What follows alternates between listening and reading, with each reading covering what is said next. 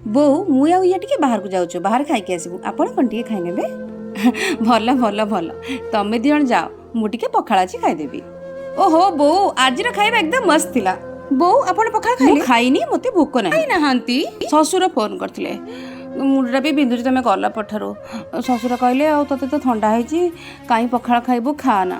ଆଉ ଏମିତିରେ ବି ମୋତେ ଭୋକ ନାହିଁ। ଆପଣଙ୍କର ସବୁବେଳେ ଗୋଟେ ଅଭ୍ୟାସ ଭାତ ନଷ୍ଟ କରିବା। ଓହୋ ବସିଲେ ଉଠିବନି। ବୋଉ ସେଇଠି ବସି ରହିଛନ୍ତି କ'ଣ? ଆସୁନାହାନ୍ତି? କ'ଣ କହୁଛୁ ତୁ?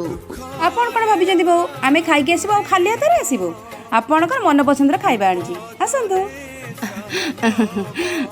ଆରେ ମା, ମୋ ପାଇଁ ଆଣିଛୁ? କାହିଁକି ଆଣୁଥିଲୁ, ମୋତେ ସେ ତେଲ ମସଲା ଭଲ ଆଣିଛୁ ଯଦି ଚାହେଲେ ଅଳ୍ପ ଟିକେ କ'ଣ ଖାଇଦେବା, ଆଉ ଟିକେ ରଖିଦେଇଥିବୁ, କାଲି ସକାଳେ ତମେ ଦି ଜଣ ଖାଇଦେବ। ହଉ ଯୋଉ ପେଟ କାଟି ଯୋଉ ବୋଉ ତୁମକୁ ଖୁଆଉଥିଲା ସେ ବୋଉକୁ ଭୋକ ଉପାସରେ କେବେ ବି ରଖିବନି।